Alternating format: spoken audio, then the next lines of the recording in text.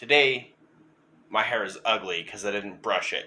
But when you're poor, you can't afford a brush. Now, today we have a very special meal for you. Very special, delicate meal, okay? You want to pay attention. It's going to be good.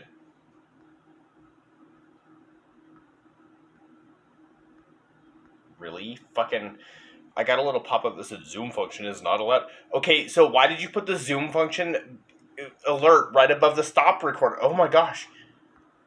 Infuriating bullshit phone technical difficulties aside, what you want to do is you want to mix your eggs with your flour. This is going to be the breading. Now, you can also use a cast iron pot or pan like I'm using here. The benefit is that even though they cost a lot, they are relatively easy to maintain. They last forever, and you get little scraps of iron in your meals when you cook them. Now, since the peasants have been hard at work cleaning the house, I don't actually have to zoom in super close to every meal now, and I can actually show you other parts of the house.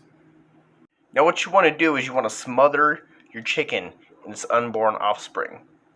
I know that this looks like mustard and cottage cheese. I promise you, it's just eggs and barley flour.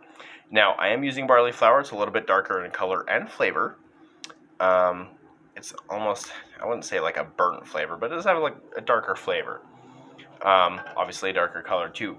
Though, that makes me wonder, mustard and cottage cheese. Now, because we're limited on space, that's why we're mixing this in the pan. And then, blah, just want to, throw that down, grab a new piece of chicken, and get it ready. And then, while we're doing this, also I'd like to discuss a Poverty Chef pro tip. If you work really hard and your hands are always sore, this really works well with your hands, not so much with other joints. But by the way, think about your shoulder being a joint, and then you think about your hand being a joint. It's actually a collection joint, so it's like your hand is just a centipede attached to a series of ball joints. Think about that while you sleep. Oh, just kidding, you won't be sleeping tonight with that thought. But to save money, actually, you know what? Hold on. This requires some face-to-face. To save money on your joint pain, at least for your hands, pro tip, get some water and freeze it, assuming you can afford the utensils to hold the water until it's frozen into a shape. Otherwise, you might just have to dump water in your freezer and then scrape the ice off, okay? Then, when you're done with your food and the pot has cooled down, or your pan, put water in it, not your cast iron one, unless you're planning on draining the water shortly after and then air drying quickly to help prevent rusting. But if your cast iron pan does rust, you don't have to throw it away, man. You don't know.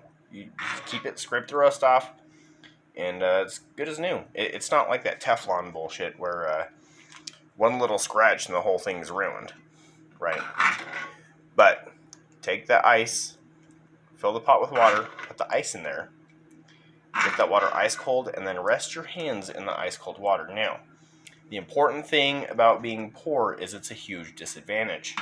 So you have to make up for that disadvantage with your intelligence. Okay?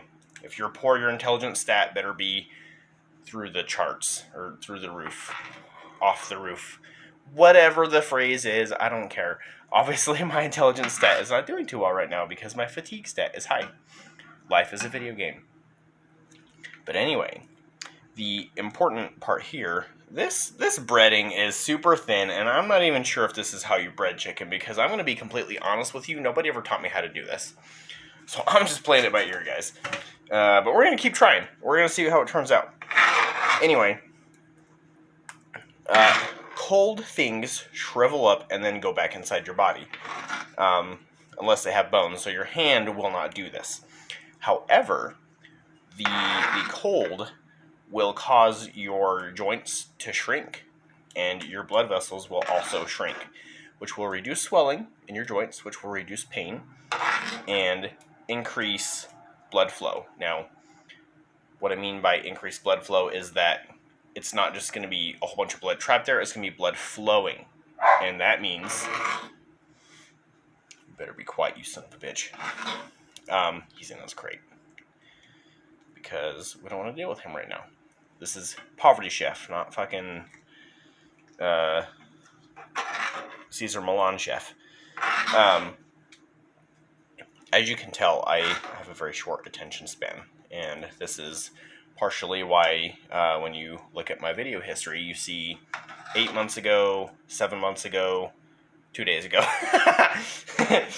Anyway, my hand hurts. My hands really hurt because I work with my hands.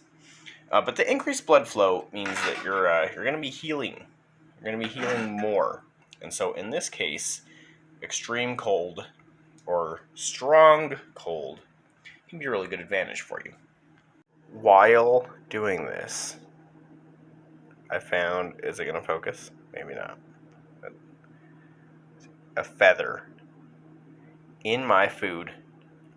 Now, you can eat the feather, or you can do the Poverty Chef thing and put it in your garden, where it will decompose and provide a small amount of nitrogen for your other foods. Now, after that, what you want to do is you want to fry the chicken. I'm using olive oil, but you can use any oil you want.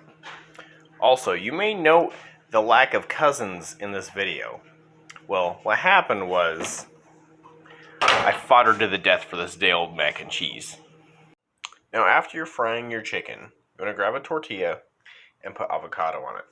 Now, avocado is not very cheap, but at $2 a piece, a whole avocado or half avocado, it's a very fatty fruit. So 1, it's very filling, but 2, it's full of antioxidants.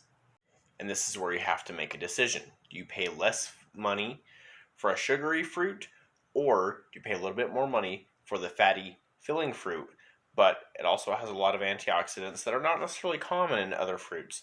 You're making an investment in your health. So you got to make that consideration. Is it going to be worth it?